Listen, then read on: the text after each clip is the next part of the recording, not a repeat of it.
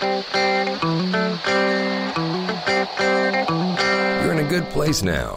You are listening to Perspectives with Ashley Burgess. Welcome back live to Live Your True Life Perspectives, and I'm your host, Ashley Burgess. On today's episode of Perspectives, we'll be talking about marriage. Can a bad marriage seriously damage your health? Well, according to scientists, it can. And I think many of us would have to agree that that seems pretty obvious. If you're dealing with a toxic or bad marriage, it seems like, yes, that could lead to damaged health. And I'm going to be talking about that on this episode today. Psychologists monitored 373 couples over 16 years and found that couples who disagree often have much poorer health, especially for men. A bad marriage with a lot of frequent conflicts could have a detrimental impact on your health, according to these psychologists. And the researchers at the universities of Nevada and Michigan monitored those 373 couples to investigate whether disagreeing about multiple topics such as children, money, in-laws, and even leisure activities seem to have negative health implications. It's very interesting. I know that many of you listening to my show, you've listened to my show for many years, some of you, and I very much appreciate it. And I appreciate you listening and your perspective. And I love when I get emails from the website about different subject matters and different takes and perspectives on what I talked about on the show, because it impacts me in a very positive way, because I know that you're listening and you like it and it's adding to your quality of life. So on this show, we're talking about bad marriages. And I don't ever like to use the word good and bad. We don't really need to be black and white. A good shade of gray seems to work pretty well. However, when we're talking about a bad marriage, I think in this situation, this scientific study that was done, I think we need to discuss what makes for a tough, bad marriage. What makes for it? What makes it tough? What makes it challenging? And I do believe that arguing and fighting is definitely something that does. I do believe that when we bicker and we have issues and problems, that's definitely something to think about. But I also feel that when the fights don't stop, when it seems like the fighting doesn't stop, when it feels like it's repetitive and nobody is putting it to rest, and it's like you leave it in one place and you pick it up right where it was previously. And marriage is an interesting thing because it's not like work, where you go to work and you can leave, take off, and you get the weekends off and all that kind of stuff. I mean, I don't get the weekends off, but you know what I'm talking about. And you can go and you can leave work and you come back on Monday feeling refreshed. Marriage is where you go after work. When you wake up in the morning next to your spouse, when you go to bed at night next to your spouse. And if there's an argument or there's fighting or there's issues, it's very hard to get away. It's very hard to have some space, because this is the person who's supposed to have your back. This is the person that's supposed to be your best friend. This is the person that's supposed to care about you more than anybody else except for yourself, okay? Seriously. I know. Some of y'all need to work on that self-love, because you should be caring about yourself. And I know that might sound selfish, but it's not. You need to love yourself honestly, unconditionally, for real. Because when you actually figure that out, then everything else becomes a lot easier. And also, it really protects you from being in toxic relationships. But that's for another show. Well, we'll see. So anyway, in a marriage, it's supposed to be your buddy. You're supposed to have, things in common. You're supposed to be able to be there for one another. You're supposed to be able to, be there for the ups and the downs and cheerlead and triumph and all that great stuff. That's what a marriage is supposed to be. Yes, are there arguments? Sure. Are there some ups and downs? Yes. That's normal. There's always going to be arguments. There's always going to be disagreements. If there were never any arguments and never any disagreements, that could be a problem. Okay? But I'm talking about when you're constantly arguing and constantly bickering and there's constant issues, that is going to wear on you on a constant basis. Okay? It is. Because you need some downtime in your life. You've got to have some. And if you're coming home and you're dealing with the stress and strain, and you're at work and you're dealing with the stress and strain, and you got responsibilities where you're dealing with other stresses and strains, this is going to weigh on you. And over time, it is not going to be pretty. Over time, it's going to be a problem. So, I'm going to be talking about, unhealthy marriages, marriages that are leading to this unhealthy situation. And I'm going to be offering some solutions, okay? There's always solutions in my shows. I don't leave you hanging. I don't get you all up in arms and then say, okay, hey, see you later. Have a great one. I'll see you tomorrow. No, that's just not the way it goes over here on Perspectives. It's about creating solutions and finding a path to figuring out what's right and what needs to be done. Knowledge is power. And when we have the knowledge, we allow ourselves the power to get ourselves out of any situation that we come into contact with and to be able to understand where we stand in the situation, but better yet, maybe what we're contributing to, good and maybe not necessarily good, into the situation as well. A relationship is a two-way street, and a marriage is a very interesting scenario because in a marriage, you want to grow together. We hear about people talking about where, we got married and, we were working it out. We had some problems. We had some challenges, but eventually we got past that and we started growing together, working together, and things started working out. Because in a marriage, the last thing you want to do is have the enemy of the state, sharing your bed. You got to really think about this because some of us might not have chosen the exact right person to marry. It seems like that person gets joy when we fail. And in those types of situations, we really got to take a step back and analyze where have we gotten ourselves, why are we here, and what can we do to overcome the situation and move into a more positive situation. All very interesting stuff. I first want to talk about something that I find very interesting is the way that men and women interpret things differently. I find that oftentimes when a man is talking to a woman or a woman is talking to a man, the interpretation of what is being said is very different. Okay, it's very different. It's almost like night and day.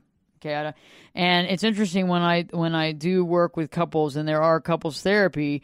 One of the main things that I focus on is letting each other know, letting both people know that, well, this is what I heard, and this is what I think they meant, and this might have been what was said, but I think this is what was being conjured in the mind of the spouse, because oftentimes when we say something, we assume that the other person knows what we're saying, that they understand exactly where we're coming from, but that's just not true all the time. And we normally take it for granted because we assume that they know, and we don't realize that when we say something, sometimes it can sound very rude, very off-putting, very judgmental, very critical.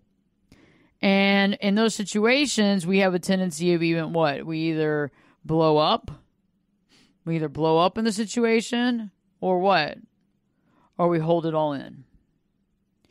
And very rarely have I seen somebody do something somewhere in that gray area, which is to calmly explain, this is how I heard it. I'm not sure if you meant it that way. I'm sure you didn't. Is there a way that we can talk about that and get this out in the open because my feelings are hurt and I want to discuss that? And very, very rarely do I get to hear people express themselves in that way. When I do, I'm completely impressed. Oftentimes in those situations, those people have either been through therapy, are very calm to begin with, or realize that arguing and fighting is not going to get them anywhere. However, most of us have a tendency of defending ourselves and defending our spot in this world, defending our perspective, doing whatever we can to claim that. And in the process, we're basically, demonizing one person or putting one person down in order to make our case. And it's just not necessary. But I found that marriage can bring out the best in people and marriage can bring out the worst in people. It's interesting. And when people aren't growing together and they're growing apart, I have seen people literally become each other's worst enemy. And that's definitely a problem. And in that situation, what happens is it's no longer a pleasant experience at home, and there's a lot of stress and strain. Usually there's some argumentation, and that leads to a fight or flight feeling, a totally under stress, under duress feeling. There's a lot of cortisol running through. There's a lot of stuff happening, and that leads to, well, stress, and it leads to poor health.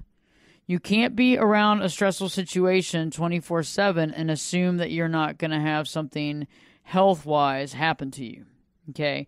We internalize our feelings. We internalize our emotions. You know, it's not separate. We are not separate from our emotions. We are not separate. We're part of it. And when we feel a certain way and we're around certain things, it's going to impact us. We're going to internalize that. That internalization is going to impact our health in a negative way, and it's going to lead us to having health problems. And these health problems will have originated from the marriage. Stay tuned when I return. I'll be talking more about this scientific study and how it may impact you, as well as later on providing solutions to creating a marriage that's beneficial for both people. Stay tuned, because Live Your True Life Perspectives with your host, me, Ashley Burgess, will be back in. I'll be back this time in 2 shakes. I'm learning to fly. Turn it up and jump in the deep end on Perspectives. Now, here's Ashley. Welcome back live to Live Your True Life Perspectives, and I'm your host, Ashley Burgess. On today's episode of Perspectives, I'm talking about bad marriages, how marriages can impact your health one way or another. If you're in a good marriage, it can impact you in a very healthy way. In a marriage that's tough, difficult, argumentative, bickering, not so good. When we're dealing with negativity in our life and we're dealing with friction and anger, well, it manifests inside of us, okay? It's not like it's separate. It's not like our words and feelings are separate from our physical health.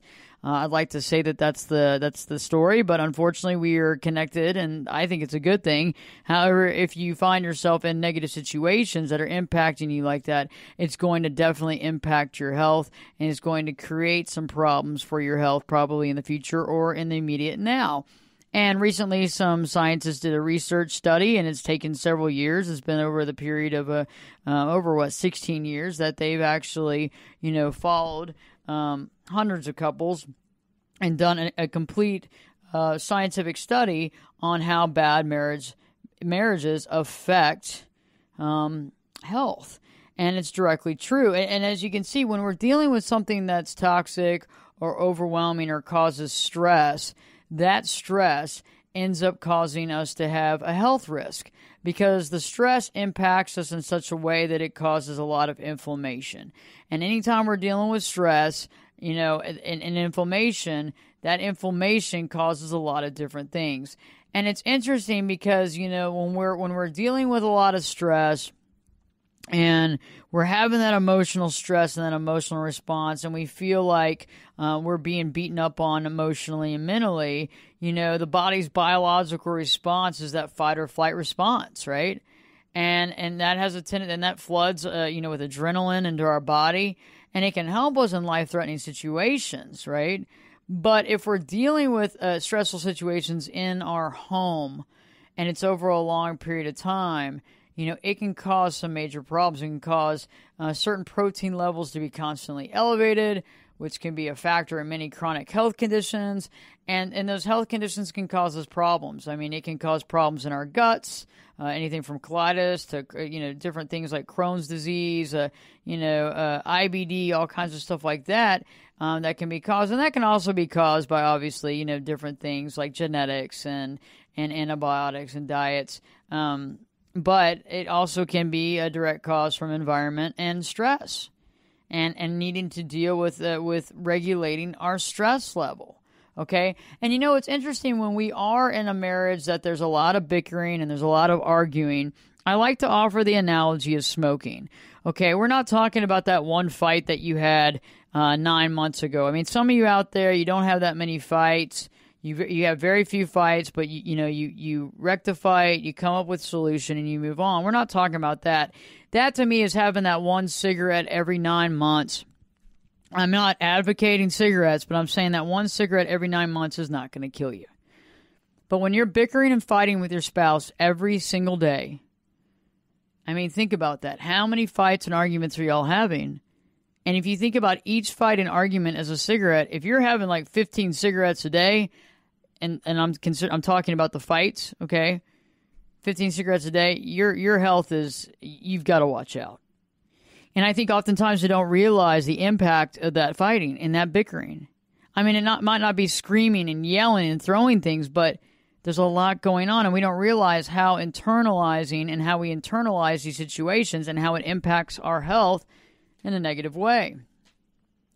I find it interesting because we usually don't think about that. We don't think about that. We don't think about stress levels. We don't think about, stress and cortisol. We don't think about any of that. And, and all that stuff can cause various issues in our life. It can obviously hurt our joints. It can also cause heart disease, okay? And that's a huge thing. I mean, that's a huge thing, heart disease. And think about it. I mean, they were looking at studies about how, people in bad marriages have a higher risk of heart disease. And that makes sense. And it's not based on diet necessarily. It's about stress. However, sometimes when we're stressed, right, we eat a lot, okay, to try to fill that void, to try to, lessen up that stress load. Sure. But when that stress is constant, that is wearing out the heart. And we got to realize that. And I found that oftentimes when you're in a marriage where, it's a win-win thing. It's you always got to win the battle. I find that that's one of the types of marriages that really needs to sit down and decide, can we work with a third-party therapist and really work through these issues? What can we do? What can we do to get through this? Is there something we can do? And I think there's always something that can be done. Yes, have I met with some folks who are married that, we worked through stuff and there was still a lot going on. And there was still a lot of water under the bridge and there was still a lot of resentment. Yes, were there some times that I brought up the fact that this resentment needs to be dealt with because nothing's going to happen unless we deal with it? Yes. And some that I found that there's some marriages that are so toxic that both people really need to think about if they want to continue and be saddled with this for the rest of their life, okay? Because it's going to be very hard. And for the most part, however, I do think that most marriages are saved. They can be saved. They can be rescued. But I think that in order to do that, both people have to be willing to take responsibility for what they're bringing to the table. And they also have to take responsibility for bringing goodness into the relationship. One person can't be the positive and one person be the negative. There's got to be some help. Both people have to come together somewhere in the middle as an agreement and try to solve and help as much as possible. A marriage is wonderful when it adds to the quality of both people's lives. We often hear, if mama's not happy, nobody's happy. But, that needs to be for everybody. It shouldn't be just for women. It should be for women and men, or anybody in a relationship, whether it's a heterosexual or same-sex marriage, whatever. Both people need to be happy and healthy and grateful. It can't just be one person doing everything for one person. Okay, that's not going to work. And so it needs to be equal, and there needs to be something that can be done. So when we're thinking, too, about the way that people register thoughts, it's very interesting. When I am working with clients, especially with couples, it's very interesting the way that people hear things different. It's very interesting the way that people take in information. And it's very interesting how a man and a woman will deal with things differently, okay? And let me give you an example. So a woman comes home from work, and, she's standing there, she's making dinner, hanging out, whatever. And when the husband asks her, hey, how was your day at work? She might talk about it, about what happened at work, maybe her emotions and her feelings. And a man usually is wanting to provide solution, comments as far as how to help that situation, how to overcome it, and how to move on. Now, what I've found with women often is they want to talk about their emotions. There's a certain percentage of women that are very solution-based, but I found that more aren't based completely in solution. It's more feeling and emotion and then solution, because that's what they've seen, growing up. That's what they've seen growing up. That's what mom did. That's what they saw growing up. And so, or the caretaker or the grandma. And what I found, though, is with, men, on the other hand, they're solution-based. And so even if a woman is a good wife and really cares about her husband, because we interpret things differently, and because we hear things different, and we think that certain things work for everybody. For example, and I recently did this too, and I realized the impact of this is that, I like to ask, my husband how his day was. And sometimes it's a good response and sometimes it's not. And what I've done some research, and working in my own practice and working with clients, I found that men interpret this differently. And I'm going to talk about it because this is something that everybody needs to know. Every woman out there needs to know this information that I'm going to share. Because if you've ever asked your husband how his day was, and his response was rude or short or I don't want to talk about it, and you got your feelings hurt and you got your feelings upset, and you couldn't understand, well, I'm going to explain exactly why that is. Okay, I'm gonna give you the full 411 on why that happened, because I figured it out. Because we might like to talk about our day and we might like to bring it up, but there's a reason why the majority of men don't, because of the way they were wired. And we're going to talk about that more, because this could help and impact your marriage in a positive way. This will definitely help and open your eyes to a different perspective. And this will also allow you to understand why your husband wasn't keen on talking about it. Because oftentimes we interpret that as being, avoidance or being rude or trying to control the situation, when in reality it's not that at all. So when I return, I'll be talking more about that. If you haven't already, check out my YouTube channel. Go to YouTube and just put in Ashley Burgess, Berges. Ashley, Berges. There's new video content every single week. Our friends Elizabeth and Bill Cooper, Precious Paws supplement creators and dog lovers, are in studio to give us the expert advice on things that we can do to help our dogs, to make our dogs healthy and happy. Elizabeth, great to have you in studio today. Hey, Ashley, thanks for having me. Today I'd like to talk about 15 reasons to adopt and not buy a dog. The first thing that I thought about was, 1, you're going to save a dog's life. 2, the cost of adoption is less than maybe going and buying a dog. 3, shelter dogs have usually been spayed or neutered, microchipped, and already vaccinated. The 4th thing, you have a greater selection of age, of breed, and of even personalities. The 5th thing is many shelter dogs are already trained and housebroken. The 6th thing I want to say is it gives you a companion to hang out with. The 7th is dogs are all ready to love you no matter what. The 8th thing is to help reduce the overpopulation of dogs. Please spade and neuter your dog. For more information on this, please go to preciouspawshealth.com and look up dog tips. If you haven't already, check out preciouspawshealth.com. Preciouspawshealth.com. It's a wealth of knowledge, information that you need to safeguard your dog from anything from taking them to the dog park to why they should be on turmeric, and the list goes on. The information is endless, and it's a good resource, and it's something that you can share with your friends and family and anybody that loves a dog. Stay tuned, because Live Your True Life Perspectives with your host, me, Ashley Burgess, will be back in. I'll be back this time in 2 shakes.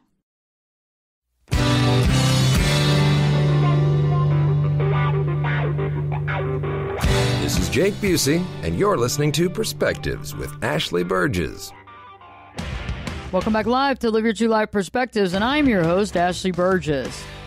On today's episode of Perspective, I'm talking about marriage, how a bad marriage can affect your health adversely, and how a good marriage can really benefit your health. Right before the break, I was talking about how women and men act differently and like different things. And when I was talking about the fact of sharing your day, how just the act of talking about your day or asking about someone's day can impact someone very different. A woman likes to talk more about emotions and feelings and then solution. Men are more about just solution. And so oftentimes when a woman begins to talk about her day, the husband might listen for a few seconds and then run in with a solution. La, la, la, la, la. And that can really irritate the wife because she just wants to speak and talk about what happened. She doesn't necessarily need to hear what he's going to say or his solution, but he's got to put the 2 cents in. He's already kind of stopped listening anyway. And she kind of gets upset because she's like, my gosh, I just want to talk about how I feel and just explain what happened to me today. I don't need you chiming in, coming up with all these facts and figures and things I can do. I just need to be heard for a second. And then when she says to her husband, I wish you would just listen to me, yada, yada, yada. And then, he gets angry because he's trying to supply an option. She gets angry because he's not listening to her.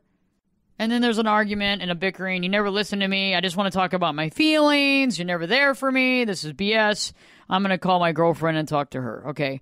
And then, the husband feels dejected because he's actually trying to help, right? I mean, trying to help with solution. He doesn't want his wife to be sad for the most part. Most people actually care about their spouses. Now let's flip-flop it.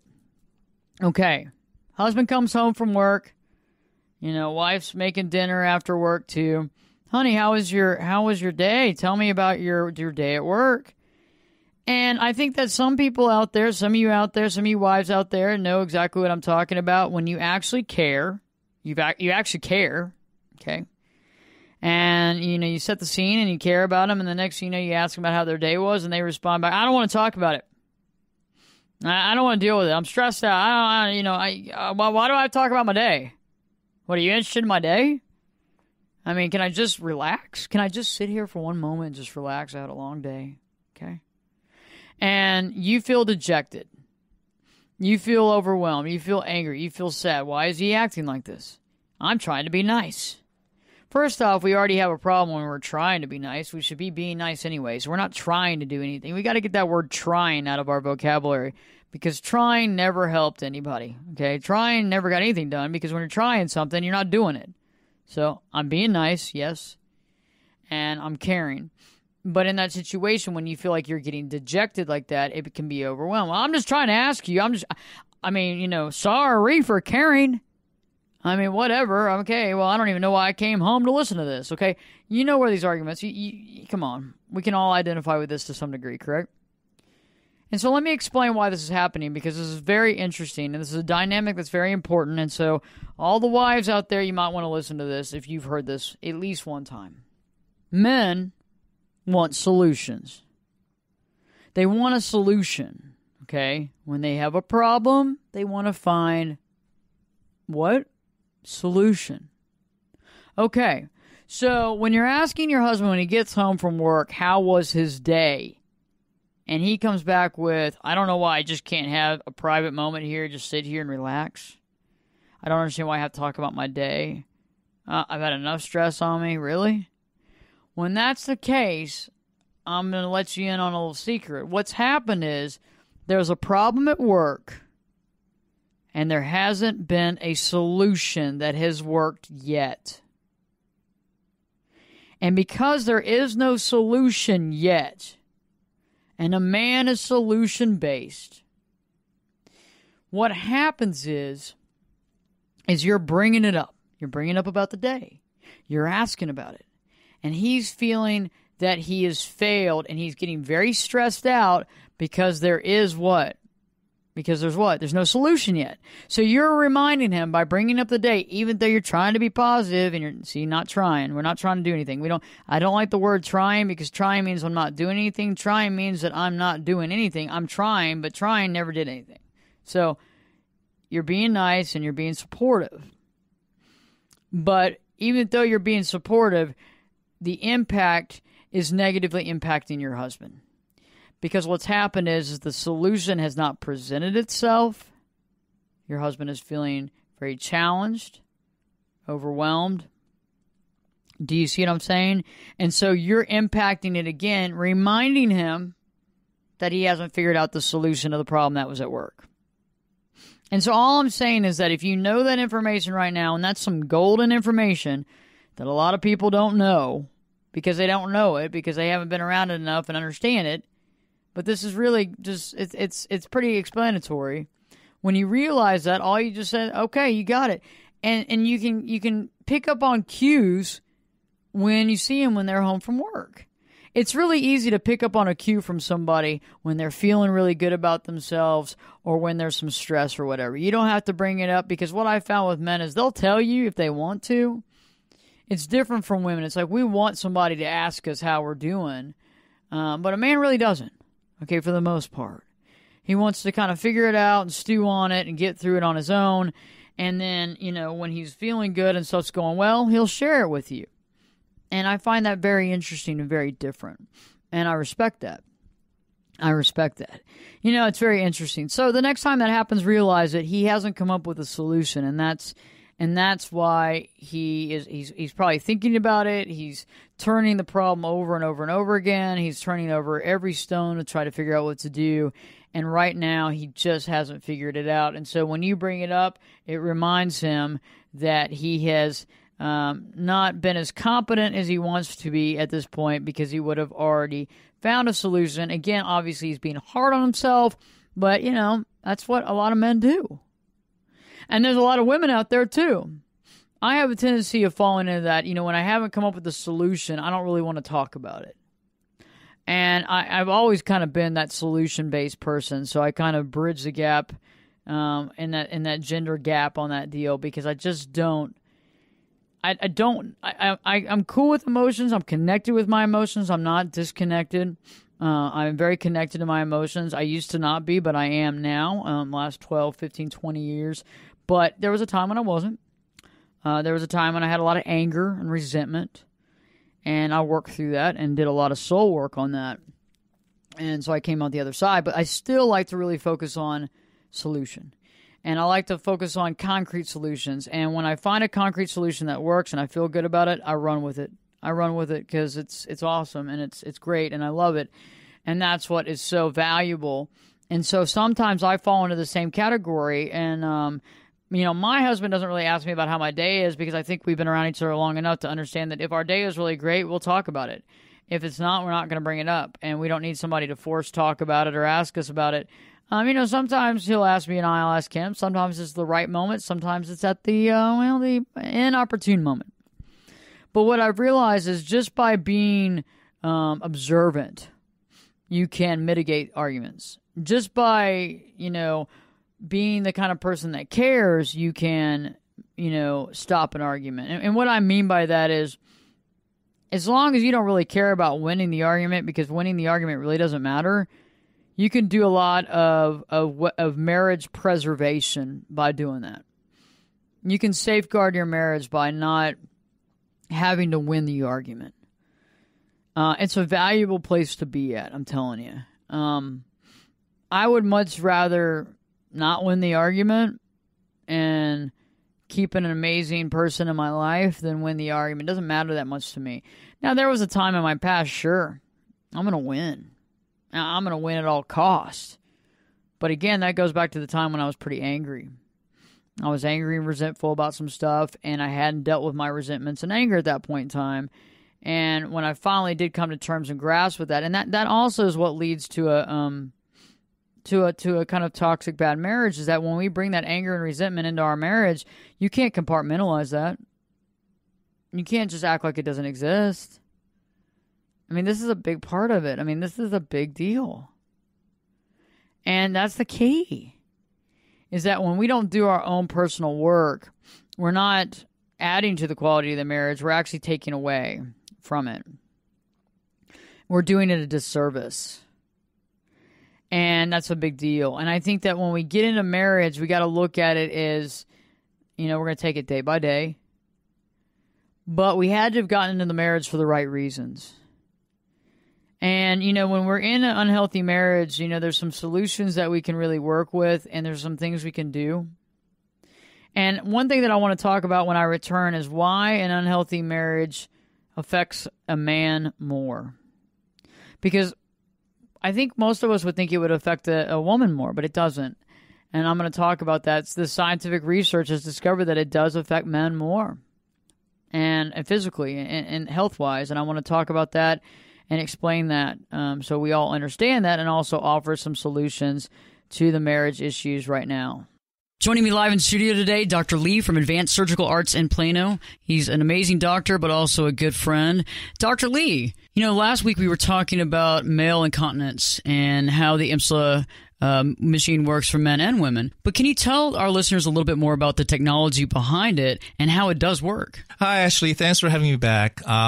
This is really one of my favorite topics because it's such a new technology, an amazing device. And as you mentioned, it is very effective for both men and women. And I'd like to kind of, educate the listeners a little bit about why it's so revolutionary.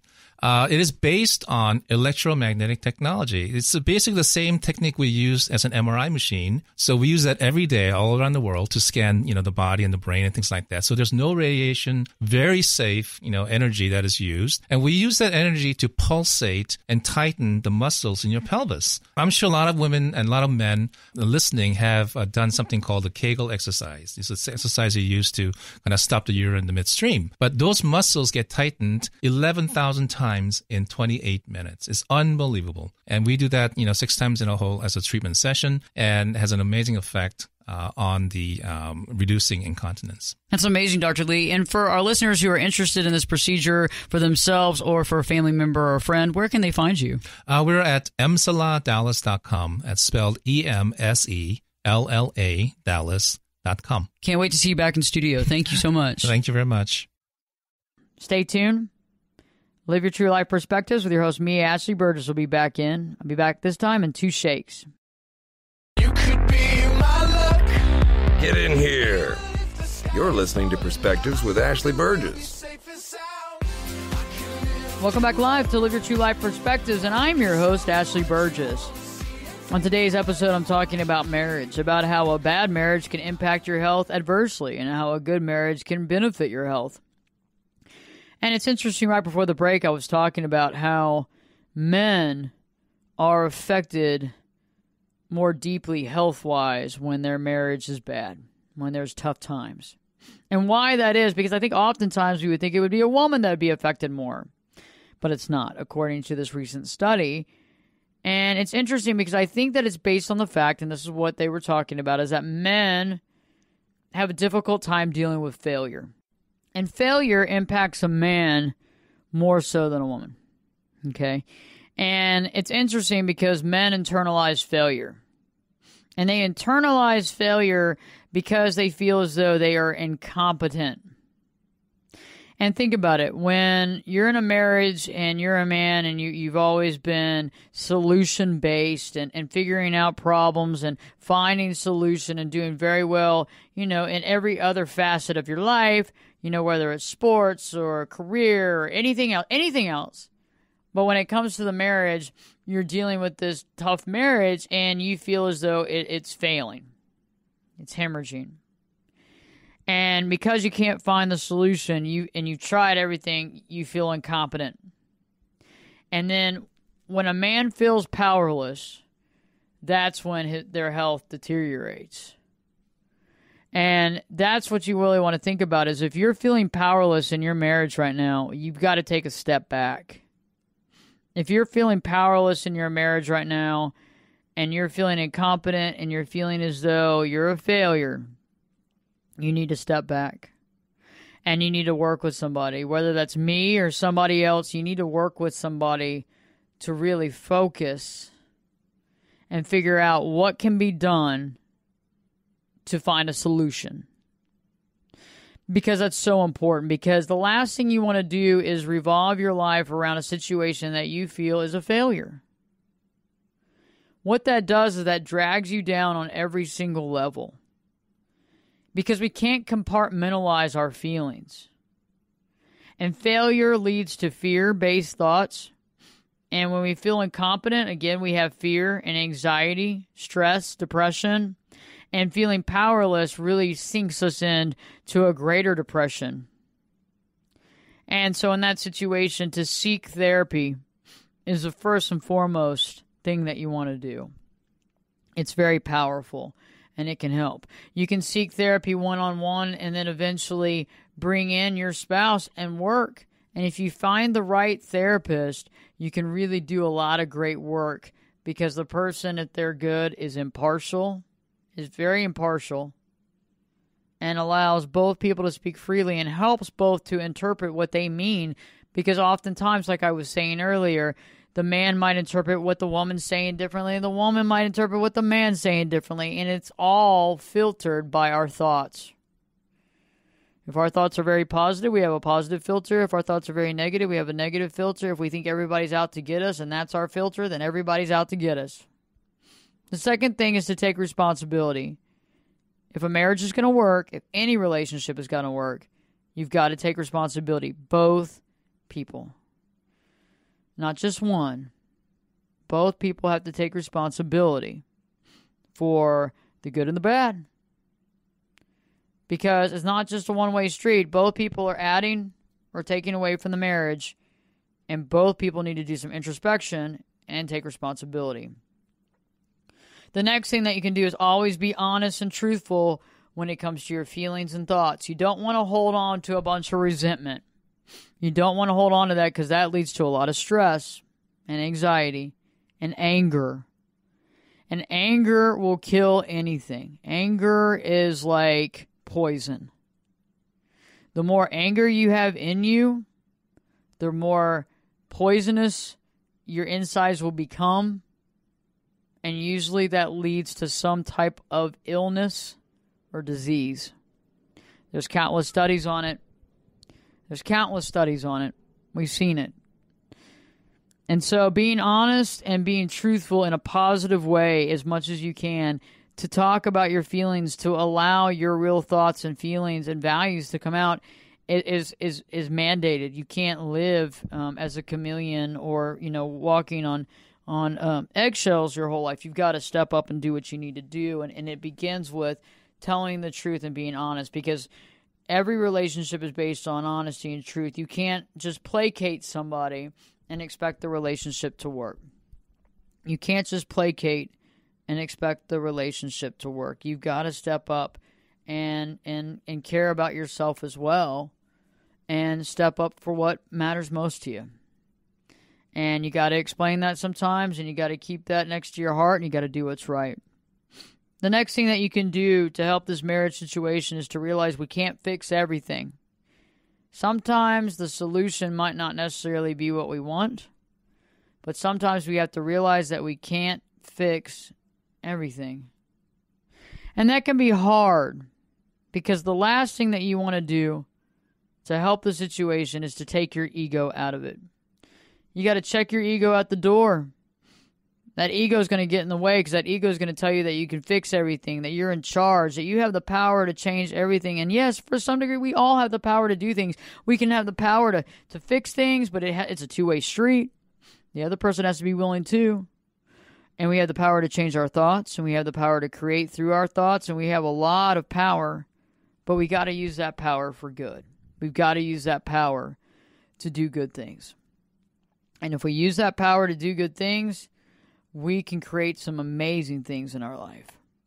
But we also have to remember that if we exhaust every opportunity and we try everything, and you've done everything, you've taken responsibility, and you spoke, and you've gotten some therapy, and you've really worked on yourself, and you've really been honest, and you've worked on this for a long period of time, not just for a few months, okay?